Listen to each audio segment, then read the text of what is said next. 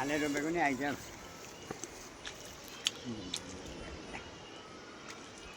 त्यतिर बेसी अब भयो पानीभरि घर्ला जस्तो भइसक्यो कोही रोपेर छोडाउला बनाई कुलो लगाई पानी आएर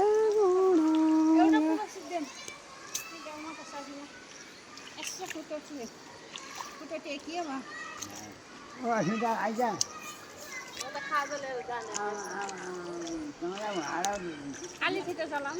म त्यहाँ रोप्न लगाएको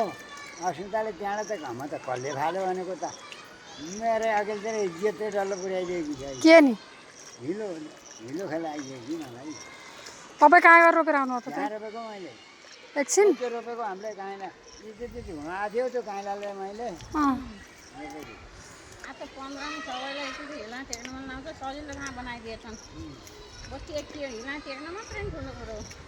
टेक्नै पर्छ हेर्नुपर्छ क्या